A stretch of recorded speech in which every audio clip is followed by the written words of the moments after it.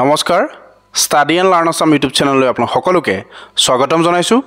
আজি আমি আলোচনা কৰিম ছ'চিয়েল ষ্টাডিৰ কিছুমান গুৰুত্বপূৰ্ণ কুৱেশ্যন এনচাৰ, যিবিলাক কুৱেশ্যন এনচাৰ আপোনালোকৰ আগন্তুক দিনত আহিব লগা অসম চৰকাৰৰ বিভিন্ন ধৰণৰ প্ৰতিযোগিতামূলক পৰীক্ষা, বিশেষকৈ অসম আৰক্ষী উপপৰিদৰ্শক, আছাম পুলিচৰ ABUB লগতে ADRE 2.0ত বিশেষভাৱে সহায় হ'ব। ছ'চিয়েল ষ্টাডিৰ ওপৰত প্ৰস্তুত কৰা এইটো আমাৰ 6 নম্বৰটো ভিডিঅ' হ'ব। আপোনালোকে যদি আগৰ ভিডিঅ'কেইটা চোৱা নাই, প্লে'লিষ্টত গৈ আপোনালোকে আগৰ ভিডিঅ'কেইটা চাব পাৰিব। আজি আমি ভিডিঅ'টো ইনক্লুড কৰিছোঁ অতিকৈ গুৰুত্বপূৰ্ণ কিছু কুৱেশ্যন এনচাৰ। আপোনালোকে প্ৰথমৰ পৰা শেষলৈকে ভিডিঅ'টো চাব। তেন্তে পলম নকৰি আজি আমাৰ ভিডিঅ'টো আৰম্ভ কৰোঁ আহক। আজি আমাৰ ফাৰ্ষ্ট কুৱেশ্যন চাম। ইয়াতে দিয়া হৈছে কি, when did Jinnah demand the creation of Pakistan as a separate Muslim state? জিন্নাই কেতিয়া পাকিস্তানক পৃথক মুছলমান ৰাষ্ট্ৰ হিচাপে সৃষ্টিৰ বাবে দাবী কৰিছিল? খুব গুৰুত্বপূৰ্ণ কুৱেশ্যন হয়, আপোনালোকে ভালদৰে মনত ৰাখিব। আৰু এই কুৱেশ্যনটোৰ শুদ্ধ এনচাৰটো হ'ব অপশ্যন বি 1940, অৰ্থাৎ 1940 চনত জিন্নাই পাকিস্তানক এখন পৃথক মুছলমান ৰাষ্ট্ৰ হিচাপে সৃষ্টিৰ বাবে দাবী কৰিছিল। তাৰপিছত আমি নেক্সট কুৱেশ্যন কি দিয়া হৈছে, who was the first individual satyagrahi? তলত উল্লেখ কৰা কোনজন ব্যক্তি আছিল প্ৰথম ব্যক্তিগত সত্যাগ্ৰহী? আপোনালোকে মনত ৰাখিব, ইয়াতে দিয়া হৈছে কি প্ৰথম ব্যক্তিগত সত্যাগ্ৰহী, যাক আমি ইণ্ডিভিজুৱেল সত্যাগ্ৰহী বুলি কওঁ। আৰু এই কুৱেশ্যনটোৰ শুদ্ধ এনচাৰটো হ'ব অপশ্যন চি বিনোবা ভাৱে। প্ৰথম ব্যক্তিগত সত্যাগ্ৰহী আছিল বিনোবা ভাৱে। তাৰপিছত চাম আমি in which year did Moffatt Mills come to Assam? Moffatt Mills অসমলৈ কিমান চনত আহিছিল? এটা 4টা অপশ্যন দিয়া হৈছে। এই 4টা অপশ্যনৰ ভিতৰত শুদ্ধ এনচাৰটো হ'ব অপশ্যন বি 1853, অৰ্থাৎ 1853 চনত মফত মিলছ অসমলৈ আহিছিল। নেক্সট চাম আমি কি দিয়া হৈছে, when was Guwahati medical college ফৰ্মাৰলি started? আনুষ্ঠানিকভাৱে কেতিয়া গুৱাহাটী চিকিৎসা মহাবিদ্যালয়খন আৰম্ভ কৰা হৈছিল? ইয়াতে গুৱাহাটী স্পেলিংটো আপোনালোকে ভুল হৈ আছে, এই বস্তুটো ইগন'ৰ কৰিব। এই কুৱেশ্যনটোৰ শুদ্ধ এনচাৰটো হ'ব অপশ্যন চি 20 ছেপ্টেম্বৰ 1960, অৰ্থাৎ 20 ছেপ্টেম্বৰ 1960 চনত আনুষ্ঠানিকভাৱে গুৱাহাটী চিকিৎসা মহাবিদ্যালয়খন আৰম্ভ কৰা হৈছিল। নেক্সট চাম আমি কি দিয়া হৈছে, which of the following is the first medical college in north eastern India? তলত উল্লেখ কৰা কোনখন চিকিৎসা মহাবিদ্যালয় উত্তৰ পূব ভাৰতৰ প্ৰথমখন চিকিৎসা মহাবিদ্যালয়? আপোনালোকে হয়তো সকলোৱে জানেই, আছাম মেডিকেল কলেজখন হৈছে উত্তৰ পূব ভাৰতৰ প্ৰথমখন চিকিৎসা মহাবিদ্যালয়। So' option B is the correct answer. তাৰপিছত চাম আমি when did Cripps mission came to India? Cripps mission কেতিয়া ভাৰতলৈ আহিছিল? খুব গুৰুত্বপূৰ্ণ হয়, ইয়াতে 4টা অপশ্যন দিয়া হৈছে। এই 4টা অপশ্যনৰ ভিতৰত শুদ্ধ এনচাৰটো হ'ব অপশ্যন বি মাৰ্চ 1942, অৰ্থাৎ ক্ৰিপছ মিছন ভাৰতলৈ আহিছিল মাৰ্চ 1942 চনত। নেক্সট চাম আমি কি দিয়া হৈছে, individual satyagraha was also' known as? ব্যক্তিগত সত্যাগ্ৰহক তলত উল্লেখ কৰা কোনটো নামেৰো জনা যায়? খুব গুৰুত্বপূৰ্ণ হয়, আপোনালোকে মনত ৰাখিব। আৰু এই কুৱেশ্যনটোৰ শুদ্ধ এনচাৰটো হ'ব অপশ্যন এ দিল্লী চলো সত্যাগ্ৰহ। হয়তো আপোনালোকৰ কুৱেশ্যনত কেতিয়াবা ইণ্ডিভিজুৱেল সত্যাগ্ৰহ নাথাকি দিল্লী চলো সত্যাগ্ৰহ বুলিও থাকিব পাৰে। আপোনালোকে মনত ৰাখিব, একেটাই হয় বস্তু। ব্যক্তিগত সত্যাগ্ৰহকে অৰ্থাৎ ইণ্ডিভিজুৱেল সত্যাগ্ৰহকে দিল্লী চলো সত্যাগ্ৰহ বুলিও কোৱা হয়।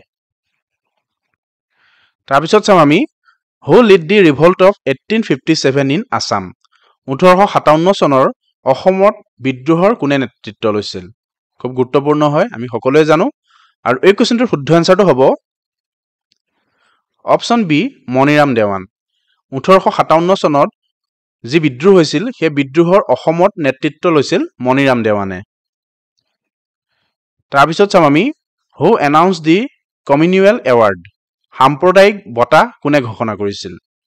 এটা 4জন ব্যক্তি দিয়া হৈছে। আৰু আমি ক'ব লাগে যে সাম্প্ৰদায়িক যিটো বঁটা, যাক আমি কমিউনেল এৱাৰ্ড বুলি কওঁ, এই বঁটাটো কোনে ঘোষণা কৰিছিল? আৰু এই কুৱেশ্যনটোৰ শুদ্ধ এনচাৰটো হ'ব option A Ramsay McDonald. Ramsay মেকডনাল্ডে সাম্প্ৰদায়িক বঁটাটো ঘোষণা কৰিছিল। নেক্সট চাম আমি কি দিয়া হৈছে, what was the former name of Assam medical college? Assam চিকিৎসা মহাবিদ্যালয়ৰ পূৰ্বৰ নাম কি আছিল? আমি সকলোৱে জানো, এই কুৱেশ্যনটো খুব কমন কুৱেশ্যন হয়। আমাৰ অসম চৰকাৰৰ যি প্ৰতিযোগিতামূলক পৰীক্ষাসমূহ অনুষ্ঠিত হয়, তাতে এই কুৱেশ্যনটো ৰিপিটেডলি সুধি থকা দেখা যায়।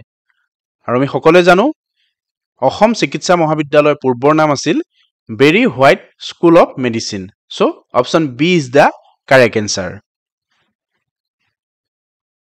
তাৰপিছত চাম আমি কি দিয়া হৈছে when was non cooperation movement called off অসহযোগ আন্দোলনক কেতিয়া বন্ধ কৰা হৈছিল খুব গুৰুত্বপূৰ্ণ হয় আমি সকলোৱে জানো অসহযোগ আন্দোলন আৰম্ভ কৰা হৈছিল 1920 চনত এতিয়া কোৱেশ্চনত সুধিছে যে এই আন্দোলন কেতিয়া বন্ধ কৰা হৈছিল আৰু এই কোৱেশ্চনৰ শুদ্ধ এনসাৰটো হ'ব অপশন সি 12 ফেব্ৰুৱাৰী 1922 অৰ্থাৎ 12 ফেব্ৰুৱাৰী 1922 চনত অসহযোগ আন্দোলন বন্ধ কৰা হৈছিল তাৰপিছত চাম আমি when was the second round table conference held in London লণ্ডনত দ্বিতীয় ৰাউণ্ড টেবুল সন্মিলন কেতিয়া অনুষ্ঠিত হৈছিল আপোনালোকে তিনিখন ৰাউণ্ড টেবুল কনফাৰেন্স মনত ৰাখিব আৰু ইয়াতে সুধিছে যে কি লণ্ডনত দ্বিতীয় ৰাউণ্ড টেবুল সন্মিলনখন কেতিয়া অনুষ্ঠিত হৈছিল আৰু এই কোৱেশ্চনটোৰ শুদ্ধ এনসাৰটো হ'ব অপশন বি 1931 অৰ্থাৎ 1931 চনত লণ্ডনত দ্বিতীয় ৰাউণ্ড টেবুল সন্মিলনখন অনুষ্ঠিত কৰা হৈছিল নেক্সট কোৱেশ্চন চাম আমি কি দিয়া হৈছে Who was the sole representative of Congress in the second round table conference? দ্বিতীয় ৰাউণ্ড টেবুল সন্মিলনত কংগ্ৰেছৰ একমাত্ৰ প্ৰতিনিধিজন কোন আছিল খুব গুৰুত্বপূৰ্ণ হয় আৰু এই কোৱেশ্চনটোৰ শুদ্ধ এনসাৰটো হ'ব অপশন সি মহাত্মা গান্ধী দ্বিতীয় ৰাউণ্ড টেবুল সন্মিলনত কংগ্ৰেছৰ একমাত্ৰ প্ৰতিনিধিজন আছিল মহাত্মা গান্ধী তাৰপিছত চাম আমি when did the Chauri Chora incident took place Chauri Chora কাণ্ড কেতিয়া সংঘটিত হৈছিল এটা চাৰিটা অপশন দিয়া হৈছে এই চাৰিটা অপশনৰ ভিতৰত শুদ্ধ এনসাৰটো হ'ব অপশন এ 5 ফেব্ৰুৱাৰী 1922 5 ফেব্ৰুৱাৰী 1922 চনত Chauri Choraৰ কাণ্ড সংঘটিত হৈছিল তাৰপিছত চাম আমি হু কমান্ডেড দি জালিৱানাবাগ মাসাকাৰ জালিৱানাবাগ হত্যাকাণ্ডৰ কোনে আদেশ দিছিল খুব গুৰুত্বপূৰ্ণ হয় আমি সকলোৱে জানো জালিৱানাবাগৰ হত্যাকাণ্ড হৈছিল 1919 চনত আৰু এই হত্যাকাণ্ডৰ আদেশ কোনে দিছিল আৰু এই কোৱেশ্চনটোৰ শুদ্ধ এনসাৰটো হ'ব অপশন এ জেনেৰেল ডায়াৰ জালিৱানাবাগৰ হত্যাকাণ্ডৰ আদেশ দিছিল জেনেৰেল ডায়াৰে তাৰপিছত চাম আমি when did Simon Commission arrive in India ভাৰতত কেতিয়া সাইমন কমিশন আহিল খুব গুৰুত্বপূৰ্ণ হয় সাইমন কমিশন এটা চাৰিটা অপশন দিয়া হৈছে এই চাৰিটা অপশনৰ ভিতৰত শুদ্ধ এনসাৰটো হ'ব